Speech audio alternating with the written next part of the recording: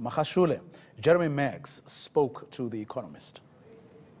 A further $60 billion in terms of commitment as far as China is concerned. If I was hearing that correctly, that wasn't to this country, but it was an Africa-wide reach out.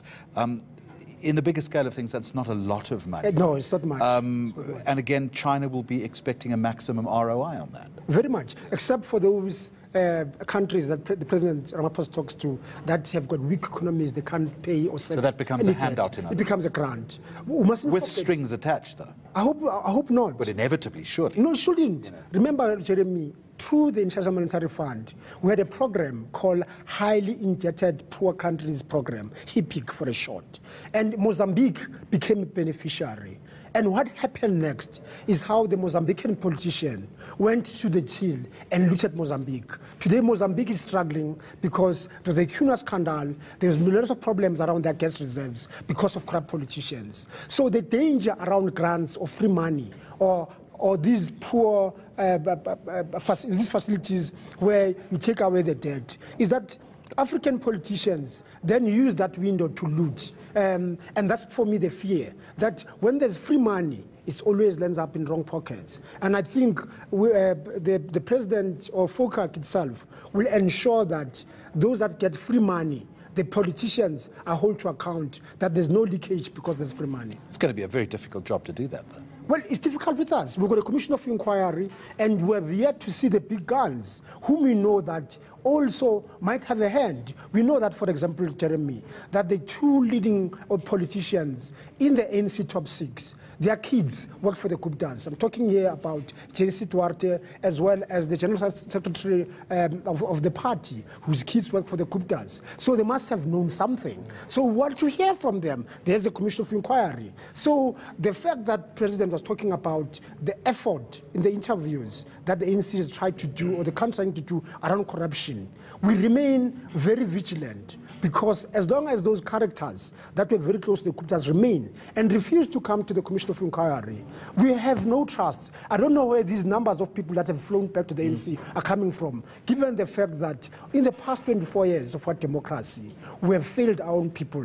Inequality, poverty has worsened under a black government, and yet those that are in the ANC leadership have become richer. In response, Duarte says her children have not worked for the controversial Gupta family, but she does acknowledge that her son-in-law, Ian Whitley, made a mistake by accepting a chief of staff job offer in the office of former finance minister Des van Rooyen during his 4-day stint in December 2015. She says Mondi should testify at the State Capture Commission if he has evidence. And I am saying that my children, I have 2 children my daughter does not and has never worked for the Guptas. My son ran an IT company, his own company. It is no longer functioning. He did not work for the Guptas. I do not say that he didn't know them. I can't answer that, because if the commission wants to ask that question, they need to ask him and his business associates. That I wouldn't know.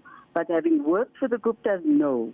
Have I ever been in a position where I've received any kind of assistance because of my children working for anybody? No. I earn a salary. I have always earned a salary. I live from the salary that I earn. My son-in-law was employed by Des van Rooyen. We all know that that is a matter that is going to the Zondo Commission. I'm happy about that. I, in fact, asked my son-in-law not to go and work for National Treasury because of the context that nobody works for National Treasury unless you've actually been screened by a particular group of people. I think my son-in-law made a mistake to accept the offer that was made to him to be a chief of staff in the office of Mr. Des van Rooyen. Eventually, he did work with him when he worked in COPTA. But I think Mr. Lumkile Mondi, perhaps if he has anything that he thinks I have done wrong, he equally should go to the Commission of Inquiry. I have never refused to go, and if I am called, I will be very happy to oblige if I'm able to assist the Commission in any way possible.